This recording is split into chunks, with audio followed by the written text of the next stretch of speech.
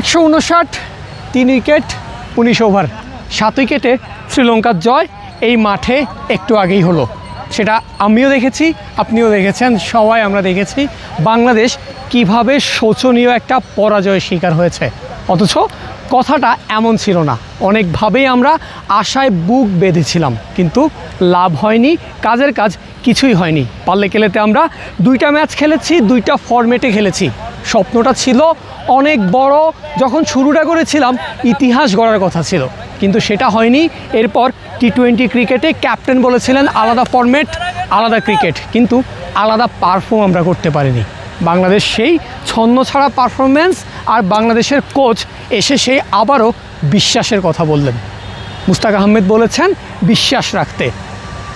এই ছিল শ্রীলঙ্কাতে বাংলাদেশের পারফরমেন্স, বাংলাদেশ দলের যৌথ গোটা একটা দলের পারফরমেন্স। এবার আমি যদি শ্রীলঙ্কা থেকে একটু আরও কয়েক হাজার কিলোমিটার পশ্চিমে যাই, ক্যারিবিয়ান দ্বীপপুঞ্জতে, গায়ানাতে যদি আমি যাই, সেখানে কি চলছে?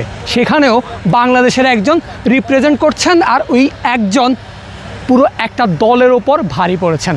কার কথা বলছি নিশ্চয়ই দর্শক বুঝে গেছেন, সাকিব আল হাসান, যাকে সবাই বা যাকে বাংলাদেশের দর্শকেরা ভালোবেসে একটা স্লোগান দিয়ে ডাকেন, বাংলাদেশের জান, বাংলাদেশের প্রাণ। সাকিব বাংলাদেশের জার্সিতে খেলছেন না, সাকিব বাংলাদেশের জার্সিতে খেলতে পারেন না, আর সেই সুযোগটায় তিনি বিশ্ব ক্রিকেট চষে বেড়াচ্ছেন। অনেকদিন পর ক্রিকেটে ফিরেছেন জিএসএলে দুবাই ক্যাপিটালসের জার্সিতে, আর সেখানেই প্রথম ম্যাচে মাঠে নেমেছেন। 7টা 4, একটা ছক্কার বাউন্ডারিতে 50 হাঁকিয়েছেন, দলের সর্বোচ্চ রান করে দলকে চমৎকার একটা লিড দিয়েছেন। এরপর যখন বোলিংয়ে যখন সাকিব আল হাসান নেমেছেন, তখন প্রথম ওভারে কোনো রানই দেননি, 2টা উইকেট বাগিয়েছেন। 4 ওভার শেষে আমি যদি আমি যদি ভুল না করি, 4 ওভারে সাকিব আল হাসান 13 রান দিয়ে 4টা উইকেট তুলেছেন। All-round performance. আমরা অলরাউন্ডার খুঁজছি আমাদের দলের জন্য। সাকিব আল হাসান, যিনি এখন পর্যন্ত ক্রিকেটকে বিদায় বলেননি অবসর ঘোষণা, অবসরটাও ঘোষণা করেননি। সাকিব হয়তো এখানে থাকতে পারতেন, আজকে সাকিব একটা ডিফারেন্স ক্রিয়েট করতে পারতেন, সাকিব ব্যাট হাতে ডিফারেন্স ক্রিয়েট করতে পারতেন, সাকিব বল হাতে ডিফারেন্স ক্রিয়েট করতে পারতেন, সাকিব ফিল্ডিংয়ে ডিফারেন্স ক্রিয়েট করতে পারতেন। ফিল্ডিংয়ের স্পেসিফিক একটা উদাহরণ দিয়ে দেই, মনে আছে 2022-এর সেই জিম্বাবুয়ের বিপক্ষে আমরা ম্যাচটা হারতে বসেছিলাম, একটা রান আউট সাকিবের। নিশ্চিন্তে খান স্বাস্থ্যকর অল টাইম পান, অল টাইম হেলদি লাইফ। এই যে চলমান সফরটা, এই পুরো সফরে কুশল মেন্ডিসকে যেন বাংলাদেশ আউটই করতে পারছে না, কুশল মেন্ডিসকে থামাতেই পারছে না বাংলাদেশের বোলাররা। কুশল মেন্ডিস বাংলাদেশের বোলারদের কোনো সুযোগ দিচ্ছেন না। একটা ভিডিও নিশ্চয়ই চোখে পড়েছে সোশ্যাল মিডিয়ায় গত কয়েকদিনে, বিশেষ করে তৃতীয় ওয়ানডেতে যখন কুশল মেন্ডিস সেঞ্চুরি হাঁকিয়েছেন, তখন একটা 8-10 সেকেন্ডের ক্লিপ ফেসবুকে ভাইরাল হয়েছে, যেখানে দেখা যাচ্ছে বিশ্বকাপে সাকিবের একটা বল অফ স্টাম্পের বাইরে পিচ করে কুশল মেন্ডিসের ব্যাট আর প্যাডের মধ্য দিয়ে গিয়ে স্টাম্প ভেঙেছে। কুশল মেন্ডিস সাকিবকে রিড করতে পারেননি, ডিফারেন্স মেক করে দেয় ওই রকম সাকিবের একটা বল। সাকিব ওই রকম একটা বলেই ডিফারেন্স মেক করে দিতে পারেন। বাংলাদেশ আজকে সিরিজটা শুরু করেছে পরাজয় দিয়ে, পাল্লে গেলেতে সেই বাংলাদেশের ইতিহাসটা গড়াই রইল যে এখন পর্যন্ত টি-20তে জয়ের সংখ্যা 0, একটা ম্যাচেও বাংলাদেশ টি-20 জিততে পারেনি। এই ম্যাচে কি হয়েছে বলার মতো একদমই কিছু হয়নি। 2 জন ক্রিকেটার অনেক দিন পর আন্তর্জাতিক ক্রিকেটে এসেছেন, জাতীয় দলের ক্রিকেটে এসেছেন, একজন সাইফুদ্দিন আর একজন নাইম শেখ। অ্যাভারেজ, বলার মতো খারাপও না, আবার বলার মতো ভালো করে বলার মতো পারফর্ম তিনি করতে পারেননি।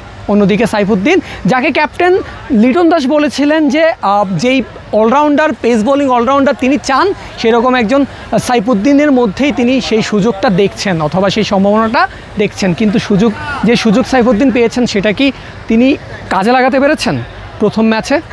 প্রশ্ন তো থেকেই যায়। তবে সবচেয়ে বড় প্রশ্ন থেকে যায় সাকিব আল হাসানকে কি মিস করছে? অবশ্যই মিস করছে। তবে এইখানে একটা গল্প বলে দর্শক শেষ করতে চাই। সেই গল্পটা হলো, তৃতীয় ওয়ানডেতে যখন এই মাঠে বাংলাদেশ হেরেছে, তখন গণমাধ্যম একটা গণমাধ্যম সাকিবের সঙ্গে যোগাযোগ করেছে, আমি ওই নিউজটা দেখেছি, ওই ভিডিওটা দেখেছি ফোন কলের, যেখানে সাকিবকে সংবাদকর্মী প্রশ্ন করেছেন আপনাকে সবাই মিস করছে, বিষয়টাকে আপনি কেমনভাবে দেখেন? সাকিব বলেছেন এই ধরনের মিস আসলে কিছুই না, সবাই সময়ের মতো সব কিছু ঠিক হয়ে যাবে, যারা আছে তারা খুবই ভালো, তারা সময় পেলে সব কিছু ঠিকই হবে।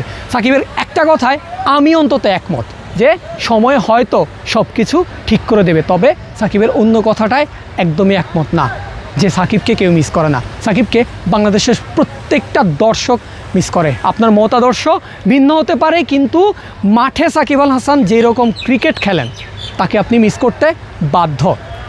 সাকিবকে গোটা বাংলাদেশ মিস করে, খুব বাজেভাবে মিস করে। আর বাংলাদেশ যখন শ্রীলঙ্কার মাঠে এই ধরনের পারফরমেন্স দিয়েছে, আর সাকিব যখন ক্যারিবিয়ান অঞ্চলে সাকিবের পারফরমেন্সটা দিয়েছে, তখন এই মিস আরও বিষাদে পরিণত হয়, আরও বড়োভাবে, আরও গুরুতরভাবে সাকিবকে বাংলাদেশ ক্রিকেট মিস করে। প্রথম টি-20 বাংলাদেশ হেরেছে, হারের মধ্য দিয়ে টাইগারদের আরও একটা সিরিজ শুরু হয়েছে, 2টা টি-20 আছে। কোচ মোস্তাক আহমেদ বলেছেন বিশ্বাস রাখতে, আমরাও সেটাই করব, বিশ্বাস রাখবো। আর বিশ্বাসের ফল কি পাওয়া যায় সেটা দেখা যাবে দাম্বুলার মাঠে। দাম্বুলাতে আপনাদের ক্রিকেটের সব খবর সবার আগে পৌঁছে দেওয়ার চেষ্টা করব, ক্রিকফ্রেন্সির সঙ্গেই থাকতে হবে সেটার জন্য। ক্যান্ডি থেকে পারভেজ হাসান বিদায় নিচ্ছি, আল্লাহ হাফেজ।